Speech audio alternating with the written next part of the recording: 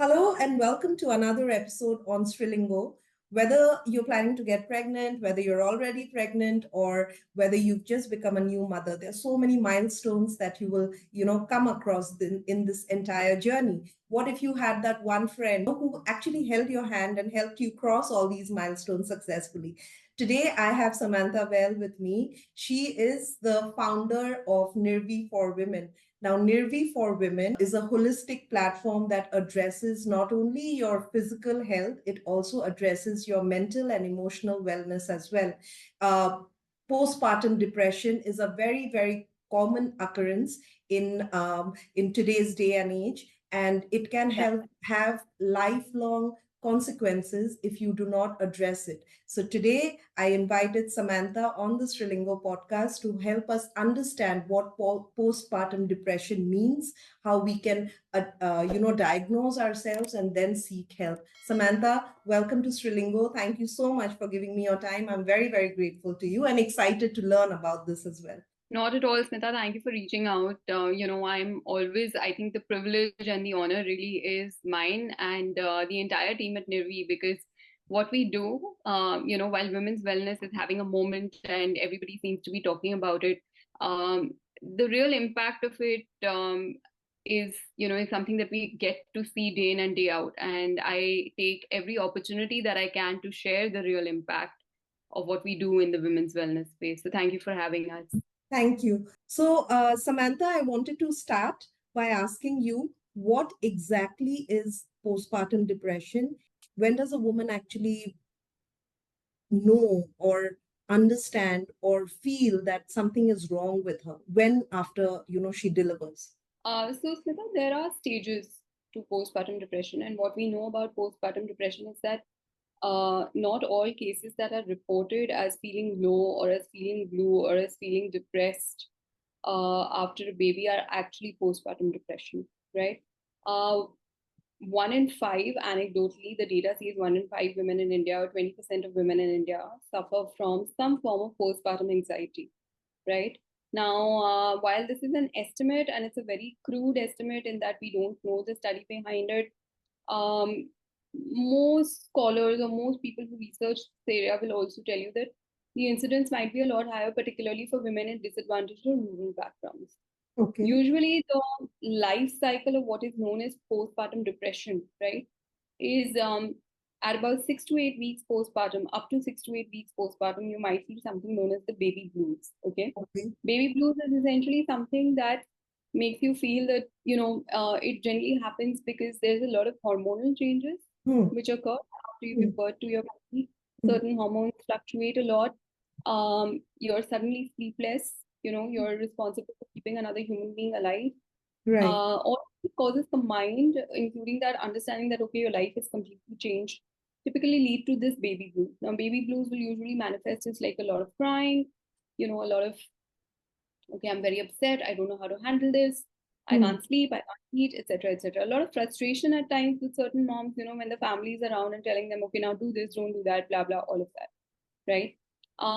Now, baby blues usually resolves within 6 to 8 weeks. So, by the time your baby is about 2 months, 2.5 months old, you're feeling better about the whole situation. Okay. In some cases, baby blues is much short-lived and the condition might progress to a postpartum or might deepen, gain depth to something known as postpartum anxiety, which is something I have lived experience with, right? Okay. Now, postpartum anxiety is that feeling of dread, you know, and it can start right after birth and it can go up to about a year postpartum.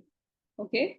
In cases of postpartum anxiety, usually when you consult a therapist, you will be kind of counseled through, um, and you may or may not be recommended for a psychiatric evaluation, right?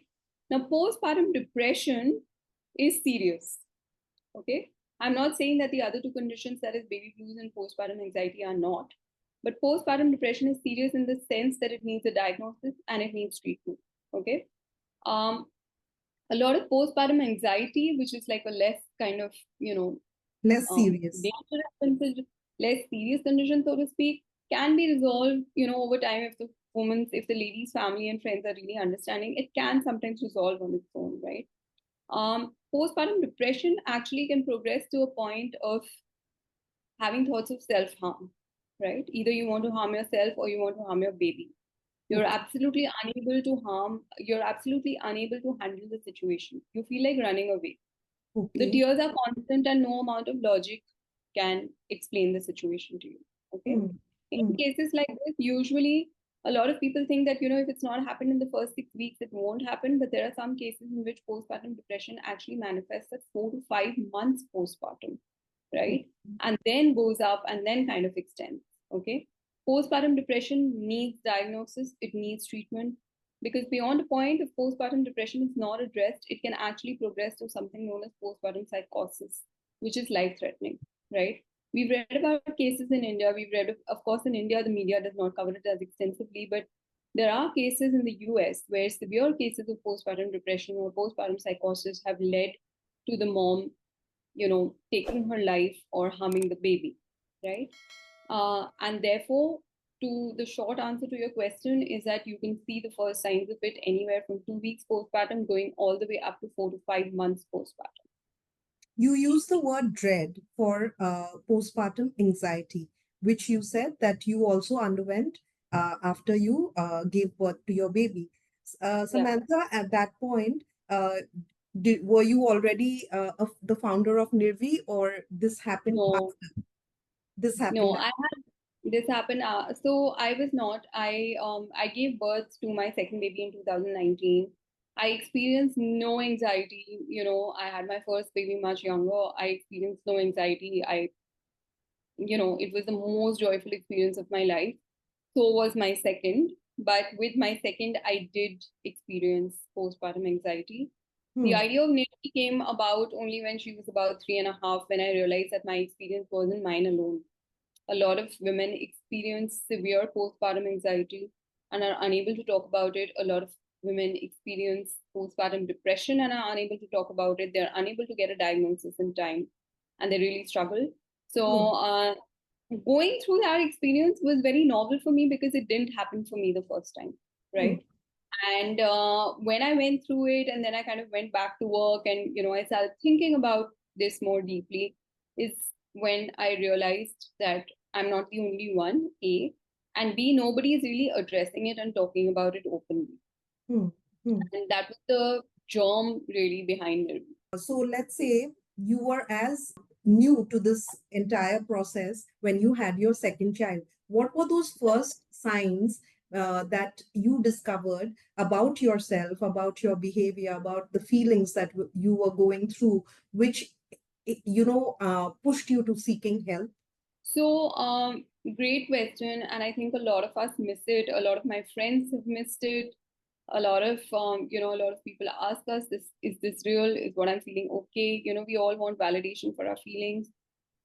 I think what you'll notice is you start becoming slightly disinterested. At least Oh. with me, I was a little bit disinterested, a little bit detached. I mean, I had wanted this second baby for years. And when she finally came, I couldn't wake up in the morning, right? So there's a lot of physical inactivity or your ability to complete your physical tasks. There's, things like brain fog. There's a constant fear of something bad will happen, Okay. right? There is a constant checking in on the baby to check, okay, is my baby okay? Is my baby not okay? And Hmm. there's a level which is normal and there's a level which is not, right? Hmm. In my case, I was very, very lucky because I'd experienced childbirth and, my son was 5 already by the time I had my second one. And um, I knew that, okay, what I'm feeling, and I could check that for myself that what I'm feeling is not okay, right? Hmm. For a lot of women who experience it the first time around, they may not be able to figure. They might feel, or their elders around them or their spouse, because they've also not experienced it, might say things like, ये तो होता है, ठीक हो जाएगा अपने आप, तो क्या हुआ, तुम थकी हुई हो, तुम sleep deprived हो, right? Now, in situations like this, it's really important for the mom, for the family, for the gynac to educate that, this is something that might happen. Hmm. Will it happen? Hopefully not. It might happen, right? And these are the signs to watch out for. And really, that's what we do at Nirvi every single day. Even when we get queries around, I'm not able to do this for myself, we understand that it might be coming from a place of this mom feeling a deep sense of anxiety. And therefore, you know, we observe her over time. And then at some point, someone will step in and say that, hey, have you considered speaking to someone? Have you considered speaking to a therapist? So these things, which can be confused for just tiredness, fatigue, etc., are usually the first signs that start coming. And then, like I said, it could deepen into something that's, I don't want to live. I want to run away from the situation. I can't do this, right? I need to sleep. Extreme sleeplessness or extreme insomnia can happen, which is also a dangerous sign. So usually, if these things are kind of resolving, in a 2, 3, 4 week period, you're okay. But if they are not, is when you really need to seek help. Understood. When you started, when you reached out for help, then because yours was not severe, like you said, you could have baby blues, which is the first 8 weeks, and then if Yeah, it's a little longer, then it's postpartum anxiety, which you underwent, and then there is the larger condition, which is postpartum depression. Now yours yeah. fell in the second category. So how long, Samantha, did you, once you understood that, everything that you're feeling, there is actually a condition? Because as human beings, I feel that once we have a label that we can attach ourselves to, we become a little safe that we are not alone in this journey. There are many other people who are going through the same thing, this, which is why they're offering help. When you address that condition and decided to seek help, after that, Samantha, did you feel comfortable that, I am on my way to recovery, or were you still doubtful? I mean, for a very long time, I didn't know what was happening to me.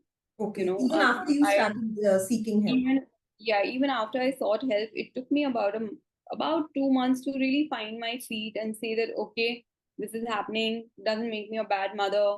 Doesn't mean I didn't want my baby. Hmm. Doesn't mean I don't love my baby as much. Doesn't mean I'm not going to feed her. You know, Hmm. um, it took me about 2.5 months to really start acknowledging the fact that this was not about me or her, right? This was not about the bond. This was not about, did I want her, did I not? This was not about anything external. This was Hmm. about the fact that it was a condition, it needed to be worked on, it needed to be corrected, right? Hmm. Coming to that understanding and acknowledgement, even when you have a label, is hard, because the label is just the label, right? Eventually you have to kind of do the work, you have to pull yourself out. Hmm. Some of us are very lucky to have very supportive friends and family who are able to do that for them. Some of us have friends and family who want to be available but are not. Sometimes the intent is there but circumstances don't permit it. And some of us are surrounded by friends and family and perhaps even spouses who don't understand it at all. I was very lucky that I had a mix of one and two, right? I had people who understood it but couldn't be there, and I had people who understood it and were there. Which is why it took me only about 2.5 months. But in Hmm. some cases, we see, on the community as well, that sometimes it takes very long to just acknowledge that, okay, this is not okay. I don't have to put myself through this. I can seek help. And in those cases, of course, that life cycle of first seeking help and then actually the help being able to help you is Hmm. much longer.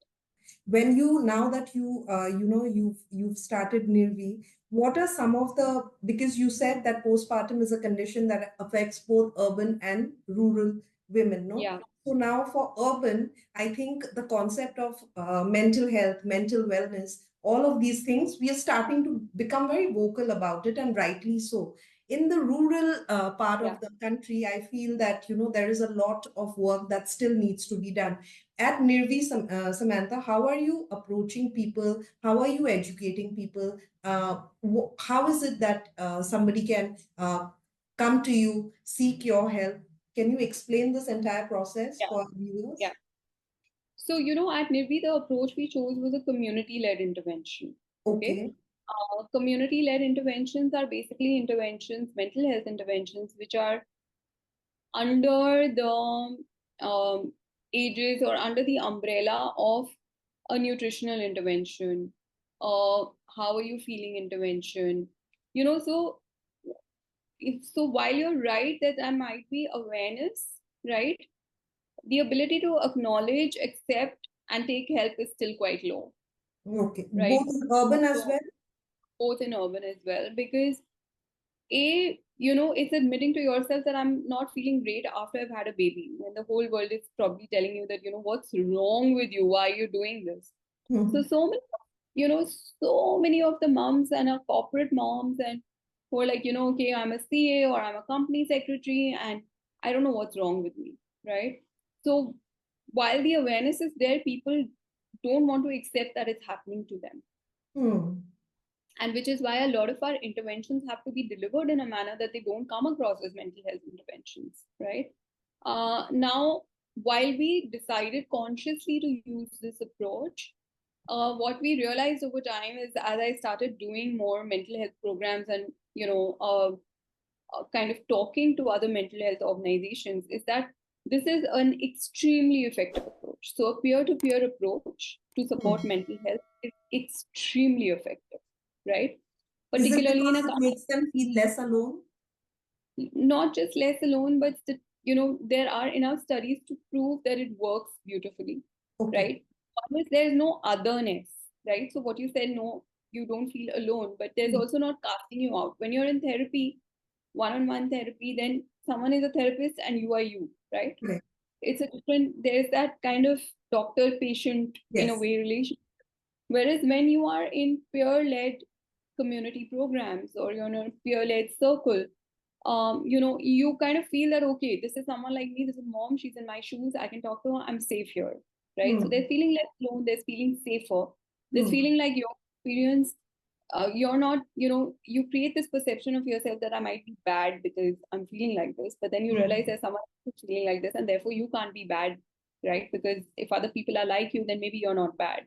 Hmm. So that's how we conduct these interventions. So we have communities which are supported by various postpartum support professionals. There's a pediatrician, there's a gynec, there's a lactation specialist, there are nutritionists, and therefore all the other noise around your postpartum period is kind of getting cut out, right?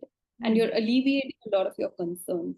So usually when a mom reaches out to us, it's for one of these concerns, right? Understood. And then over time, it's like peeling the layers of an onion. You realize that, okay, it's not just lactation, it's also XYZ.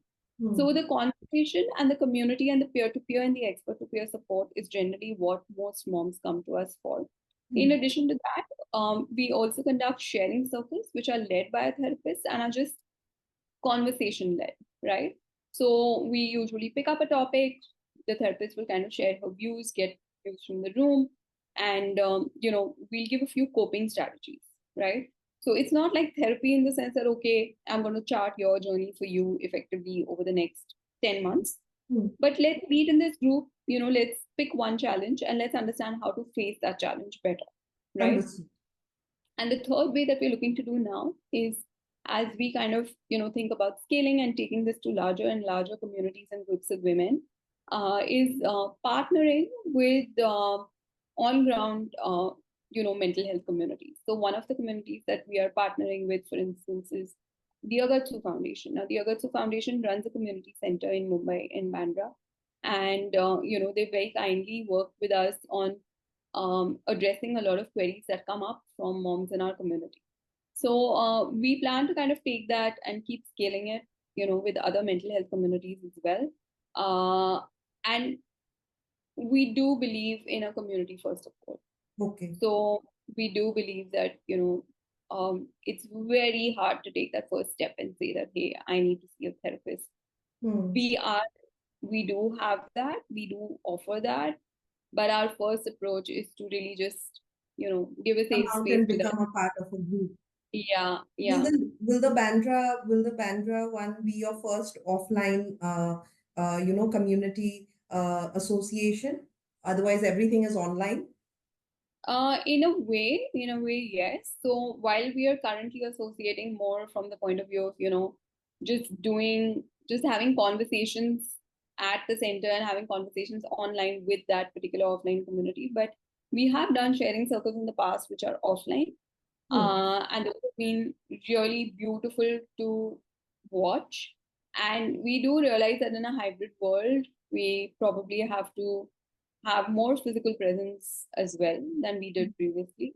Hmm. Um, but yes, this I wouldn't say it's the first, it's the second collaboration, but we plan for it to be more sustained and, more long term in nature. Understood. Understood. Anybody who's listening to us, Samantha, let's say in whatever phase of motherhood they are or pregnancy they are, let's say that they feel that they would like to become a part of this community as well. So, what is that approach that they should take to reach out to you? Um, So we are super approachable on social media. On our website, we have our WhatsApp icons. We do a little bit of validation just to ensure that the person who's joining the community is safe because we really believe in that. And as long as they reach out to us and provide certain basic information, they're onboarded onto the community. We have a freemium service, which means there's a lot of stuff that we do free, right? Most peer-to-peer things are free, Okay. right? So most peer-to-peer conversations are free. There is nothing paid. We do a lot of free workshops, which also help a lot because you're just sitting and having a lot of your concerns alleviated, right? That goes a long way in um, feeling like you have a little bit more control in this process. And Hmm. apart from that, we do have subscription plans where basically a lot of your, a lot of moms in this journey, a lot of their concerns, and like you rightly introduced us, we're a holistic wellness platform. So mental health, sometimes is misunderstood as being, as therapy being the only line of treatment, right? Or only line of kind of conversation for someone who's having mental health issues. But they're also tied to your physical health. And usually, most moms who are troubled by their mental health or facing mental health issues, when they start working on their physical health, will see an improvement there as well. The Hmm. subscription plans essentially work on a holistic approach where we consider mental, physical, and emotional health Hmm. altogether. And these are normally priced and they're packaged for stages, right? So they're packaged, there's a separate package for you if you're trying to conceive, there's a separate package for pregnancy, and there's a separate package for postpartum. Understood. Understood. I'll be putting up the website details as well as the Instagram handle. So in case, anybody wants to approach, they can do that. I was going through your website before this podcast, and I also saw that you also help, you hold hands for people, for working moms who are going back to work after Yeah, pregnancy. Can you throw some light on that? I mean, what are the yeah, various challenges and how do you help them address it? yeah. So again, with a lot of working moms, right? It's a combination of challenges. One is mindset, and the other is tactical, right? When I say tactical, I mean who's going to watch the baby? How long is it going to take me to commute, right? Hmm. How long is, if I'm late for dinner, then what, right? So these are all tactical daily life challenges. Now, unfortunately, what happens is that when you have a baby, and rightly so, you are doing the bulk of the caregiving, right? Until you decide to go back to work. As a result, you're underprepared, and those tactical logistical issues become much larger than they should, right? Hmm. And that starts affecting the mindset.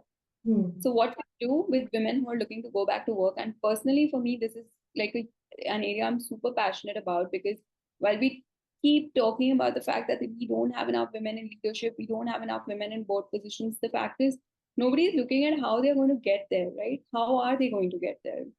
If they Hmm. drop out after motherhood and if they drop out after marriage, how are these women going to get to leadership positions? Yes. So, what we do over there is that we do a combination of a few things. We do a lot of just, basic milestone training. So, for instance, we know that usually when a mom goes back to work, it's combined with her baby being introduced to solids, right? So, we have specific curated modules that help her manage the tactical part of it. And then Okay. we also do stuff that helps her manage the mindset part of it, Hmm. right? So that works in tandem for her to feel confident about the fact that she's good to go back to work. And this is a small price to pay, right? Tactical stuff is a small price to pay. And at the same time, again, the power of community is so amazing, Sudha, and we see this day in and day out that a lot of moms who are transitioning back to work also chip in. They're like, here's the 5 things I did, and this is what really helped me. And therefore, that community approach extends not just to mental health conditions, it also extends to just someone being your cheerleader and saying that, hey, if I could do it, so could you, right? So that's essentially how we focus. We also have a collaboration with FlexiBees, Okay. where FlexiBees is essentially a platform that allows women to seek part-time work, flexible Okay. hybrid part-time work. Hmm. And with FlexiBees, we kind of do workshops once a quarter that help women on our community kind of understand how they can approach either their job search or staying in a job or negotiations, etc. better. So it's a Understood. combination of tactical and mindset approach. Hmm. Well, from your entire the community reach out plan that you have, if I were to ask what percentage is urban India and what percentage is rural India, would you be able to tell me? So we are not in rural at all right now. It's a Okay. dream. I want to be able to do it, but for us to be able to do that, we'd have to get into regional languages, which at this Hmm. point in time, we don't have the capability to Okay. deliver. But that's something that you wish to do. Yeah, we're all urban with a concentration of women in West and South India because we're primarily English speaking. And then North India, representation of East India is very low at this Hmm. point in time. Hmm. Um, I don't know why that is, but I have a feeling that it could be because there are a lot of communities in East India which are matrilineal, right? So you have that kind of support. You have the village, I essentially. am from the eastern part of the country. Yeah, I'm from the Northeast. So I'll tell you, yeah, not entire Northeast, but primarily Meghalaya is a matriarchal society. So yeah, right from when the girl gets married, the boy will come to the girl's house, yeah, the exactly. surname, and Yeah, more of women workforce and stay yeah, at home dads, those kind of things. But I can tell you honestly that an idea like this, which is so essential, there's a lot of need for it even in the Northeast. It would be a good platform for women in the Northeast also. And because you yeah, said you're primarily English speaking, yeah. many of them, are well versed with the language. So I think that would be a good place for you to get a lot of people to associate with something like this because it's a very, very essential platform. I mean, Yeah, I'm just thinking of our mothers and our grandmothers' generation. And, when people were not even talking about mental health as a common topic, leave alone yeah, postpartum. I wonder how they must have dealt with things like this. Like when you said that, yeah, uh, it can be as serious as wanting to take your own life. And yeah, if somebody has done it in the past, we would just nail it as, oh, she took her own life.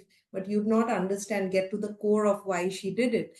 But yeah, last but not the least, I would like to ask you, Samantha, that after the delivery of a baby, the husband's support is very, very important. That is when, the woman feels that she's not alone in this journey. Do you include men in your conversations, or are you training women to become more vocal about their feelings and or both? yeah. So I think currently it's more of the latter, where we're kind of training women. Not, I wouldn't call it training, but we're encouraging women to be able to articulate what they need better, right? Okay. And that's part of our support community. And the beautiful part is that, some mom will stand up and say that, hey, just go talk to your in-laws or go talk to your husband, and here's what you can tell them. And, you know, um, we also, like I said, the sharing circles encourage a lot of open communication, right? Verbal, non-verbal. How can you communicate in order for your needs to be understood better? We're working slowly and surely on the former, which is how do we get husbands more involved. What we realize is that having husbands involved prenatal is what helps more, right? Because they're also excited about the baby's arrival. Mhm. It's not like they don't want to help, it's just that they don't know how because biologically they are not carrying the baby, right? They Right. feel a lot of emotion towards this thing that they're not carrying, but they very often they don't know what to say. They often underestimate the needs of a new mom, right? And they often feel that okay, maybe she doesn't need me right now. Hmm. And it's just the converse is true. She really needs her partner. A woman really needs her partner in this phase, and therefore we do a few prenatal sessions where it's a partner session where the partner is really welcome, and actually we encourage women to bring their partners to these sessions where they can just, whether it's lactation or whether it's garb sanskar, they can just hear what's going to happen after the birth of the baby. What can they look forward to? What are the kind of things they should watch out for? But yes, our plan is to kind of incorporate service offerings or at least sharing circles for spouses as well. I think it's more societal also, no? Because motherhood or that gestation period or, falling pregnant, all of this has been associated so deeply with women that men think that, oh, there is no need for us. Like you said, maybe they want to help, Exactly. but they don't know how to Yeah. help. Societal Yeah. biases work against them, or maybe I'm not required here. On the other hand, the partner is not able to voice her feelings. So I Yeah. think you are addressing all these points and then making like a comprehensive setup where the best part about Nirvi, I think that it's a community setup, it's a community outreach because really it helps to know that, there are so many people, strangers who are going through the same situation. So I am not mad. I don't hate my baby. I don't hate Yeah. myself. I am not feeling like running away. It's not like I made a mistake there. This is just a phase of life which will eventually pass, but I need to work on it for it to pass, right? Definitely. And I'm so glad. It's very rare to come across someone who understands exactly what you're doing. And I think you just like articulated that. Thank you. Um, that's exactly what we do. I mean, that's exactly what we're here for. And, uh, and while there is while we are a well tech platform in a way, and we are kind of, focused on program led or a module led approach, at the end of the day, the intent and the community and everything that we say and do is for women to know that, it's okay, this journey is okay, right? And just like you're super careful about your baby's growth during your pregnancy and postpartum, bring a little bit of attention to yourself as well. And once you do that, you're able to enjoy your motherhood experience a lot more. What I Mm. realized is when I started seeking help, I started enjoying motherhood the way I wanted to. So I think, it's a little bit selfish as well. You want to enjoy that feeling of being a mom, and that's why it's important for you to take care of yourself. But then, they say, well, it's okay to be a little selfish. You've just gone through those 9 months. You've produced a child. Now you want to enjoy that phase. It's okay to be a little selfish, I think. But 100%. but thank you so much, Samantha. I started with little or no information, and I am now, at the end of the podcast with so much of information. Really, like you described, Nirvi, it is a holistic setup aimed towards wellness in all regards, not just physical, but mental as well as emotional, which we often tend to overlook as women. Yeah. Thank you so much for giving me your time. I'm Oh, wishing thanks Nirvi a lot. all the very best. And as Thank much you. as I can, I'll be spreading the word. I'm in that phase of life where I have a lot of friends who are, young mommies or a lot of colleagues who are planning to have a baby. I will definitely spread the word for Nirvi. Thank you so much. It means a lot, and that's what we're looking for every mom to know where to find us. Thank you. Thank you, Samantha.